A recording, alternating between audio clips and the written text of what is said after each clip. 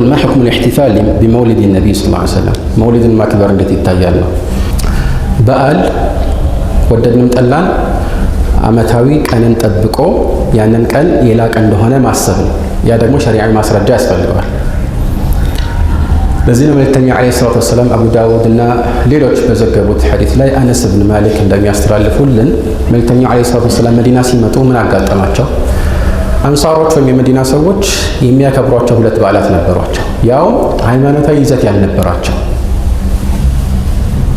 ወጀደ ለሁማ يومين يلعبون فيهما ሁለት ቀናት በጨዋታ በደስታ ያሳልፋሉ ስለነዚህ ሁለት ቀናት ጠየቀው ምንድናቸው قال كن من الانصاروች قالوا كنا نلعب فيهما في الجاهليه በጃሂልያ ምን ጫወተባቸው ቀናት ናቸው ዛሬም ያው ቀጠልን አሉ ያው የሚከለከል ነገር ስላላገኙ ማለት ነው ይዛለ ምን አለ መልእክተኛው አለይሂ ሰላቱ ወሰለም ان الله قد ابدلكم بهما خيرا منهما الله سبحانه وتعالى በሁለቱ ፋንታ የተሻሉ ሁለት በዓላትን ተክቶላችኋል አሉ ማን ነው የተካው ان الله قد ابدلكم بهما خيرا منهما የተሻለ ተክቶላችኋል አንደኛ ሁለት ነው ያሉት ሁለተኛ ይሄንንም ያደረገው ማን ነው አላህ ነው طيب እና ማን ናቸው ዒድ አልፈጥር እና ዒድ አልአድሃ ግልጽ አይደለም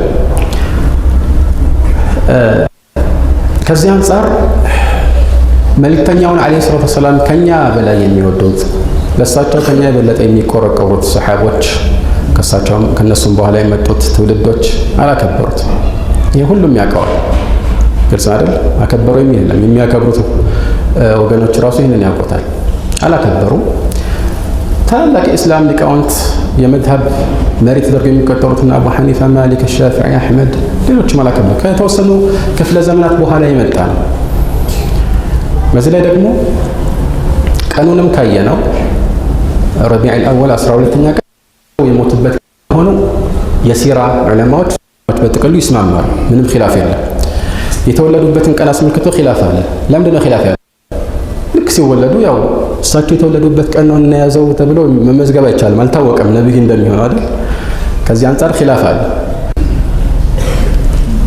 ማሊክ الصحيح እንደሚለው لما دخل رسول الله صلى الله عليه وسلم المدينة أضاء فيها كل شيء رسول الله صلى الله عليه وسلم مدينة يجبك أن كلهم نجر أبرا إلى الإنسان كل نجر بروه نتاين إلى قال ولما مات رسول الله صلى الله عليه وسلم أظلم فيها كل شيء كل نجر ألم بني إلى الإنسان يموت بتكلمات الذي كبر كلم ግን ያንንም የሐዘን ቀን ብለን አናከብርም ለምን እሳቸው ይሄንን አይደለም ማይደነገቁልን የፈለጉት ይሄን አይደለም ዑለማው ዘንድ አያቱል ሚህና ይባላል ፈተና ማለት በትክክል የአላህ ወዳጅ ሆነ የሚለይ ፈተና ሱረቱ አሊ ኢምራን ላይ ምን ይላል አላህ Subhanahu Wa Ta'ala قل إن كنتم تحبون الله فاتبعوني አላህን የምትወዱ እንደሆናችሁ እኔን ተከተሉኝ በላቸው ግልጽ ነው አይደል አላህን የምትወዱ እንደሆነ እኔን ተከተሉኝ በላቸው ይሄን ካደረጋችሁ አላህ ይወዳችኋል ወንጀላችሁንም ይምርላችኋል ይላል የማያወላዳ ነገር ነው እና ከዚህ አንፃር ነገሩ ያው በጥሞና ሊታይ የሚገባው ነው የእልህ ርዕስ አይደለም እና ከሊስ ለከለከሉ እነሱን ለማናደድ ተብሎ የሚሰራ አይደለም በአንጻሩም ለምሳሌ አንዳንዶች እንደሚያደርጉት የሚያከብሩትን ሰው በእልህ መንፈስ እነሱ ይበልጥ እንዲገፉበት በሚያደርግ ቃና መናገርም ትክክል አይሆንም ግን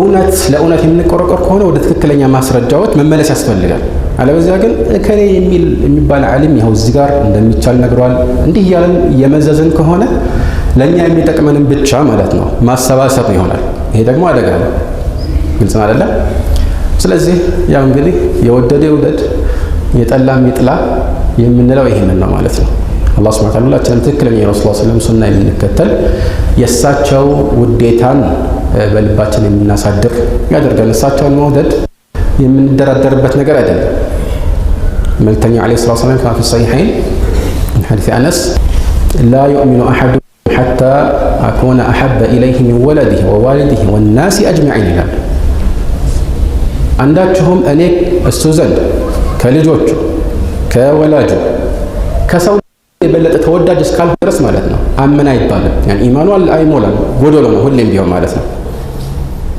የእሳቸው ውዴታ ፊል ሐቂቃ ከማንም የበለጠ ቅድም እንዳልኩት ሰሓቦች ጋር አለ። ስለዚህ ቀላል ነገር ነው፣ እነሱ የሰሩትን መስራት ነው። ሰሓቦች እኮ ረሱል ሰለም ሲወዱ እንዲሁ እንወዶታለን እያሉ በየጊዜው የሚናገሩ አልነበሩ። አጠገባቸውም ተሰባስበው የሚጨፍሩም አልነበሩ። ምን ነበር የሚያደርጉት? በተግባር ያሳያሉ፣ በመከተል። ሁለተኛ ደግሞ መስዋዕትነት በመሆን ጦርነት ላይ አሁን ጦርነት ብትመለከቱ እኮ የተወሰኑ ሰሓቦች ቀስት ሲወረወር አማራጭ ሲጠፋ ረሱል ሰለም ሲጋለጡ ያ ቀስት እሳቸው ላይ እንዳያርፍ ብለው ደረታቸውን የሚሰጡ ነበሩ። ስለዚህ ከነሱ የበለጠ ረሱልን ሰለላሁ ዐለይሂ ወሰለም መውደድ አንችልም። ለዚህ ነው መልእክተኛው እነዚያን የመጀመሪያዎቹን ትውልዶች ያወደሷቸው ማለት ነው። እና ሐቂቀተን ይህንን የምንለው እንደ ምክር ነው፣ እንደ መግባቢያ ነው። አንዳንድ ጊዜ እንደ መርሆ ልንወስድ የሚገባ አንድ ትልቅ ነጥብ አለ፣ ብዙዎች የሚሳሳቱበት። ምንድን ነው እሱ? የሚያወዛግብ ነገር ሲመጣ ውዝግቡ ከመኖሩ በፊት ወደ ነበረው ነጥብ እንመለስ። ቀላሉ መንገድ ይሄ ነው። የትኛውም ርዕስ ላይ ውዝግብ ሲመጣ ውዝግቡን መፍታት የሚችለው እንዴት ነው? ውዝግቡ ሳይነሳ በፊት ምን ነበር? ወደ እሱ እንመለስ ነው። ይሄ ከሊመቱን ሰዋ እንደሚለው ቁርአን ላይ ማለት ነው። ቁል ያ አህለል ኪታቢ ተዓለው ኢላ ከሊመትን ሰዋኢን በይነና ወበይነኩም። በቃ የሚያተማምን ነገር የቱ ይበልጣል? ምንም የሚያሳምን ነገር ነው አይደል?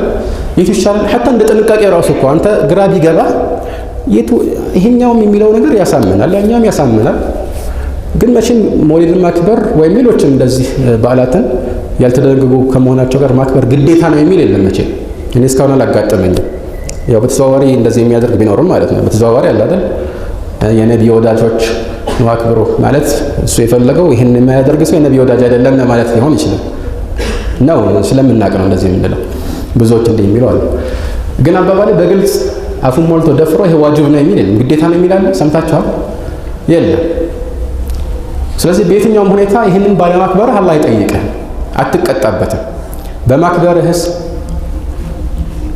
ከዚህ ውጭ እንግዲህ ደሊሉ ቢድዓን በተመለከተ የመሳሰሉ ነገሮች ሁሉ ይህንን ማብራራት ይቻላል። ጊዜ ስለሌለን እንተዋዋለን። ግን ነገሮች በምን አለበት አይሆንም። አንድ ምሳሌ ብቻ ልስጣችሁና ልዝጋው። ሰዒድ ብን ሙሰይብ የተባሉት ሰይዱ ታቢዒን ከታቢዒዎች ሁሉ ትልቁ ተብሎ የሚሞገሱት አንድ ጊዜ የሆነ ሰው ከፈጅር ሰላት በኋላ ከፈጅር ወቅት በኋላ ሰላቱ ሳይደርስ በፊት እየተነሳ 2 ረክዓ እየደጋገመ ሲሰግድ አዩት። ሱናውን 2 ረክዓ ብቻ ሰግዶ ቢያቆም አንድ ነገር ነበር፣ ግን ይህንን ሲያደርግ አዩት። ፈነሃሁ ይላል ዘገባው ላይ፣ ከለከሉት። ተዋት አደረጉት። በቃ ሰግዳሉ 2 ጠብቅ ሰላቱ እስኪደርስ። ምን አላቸው?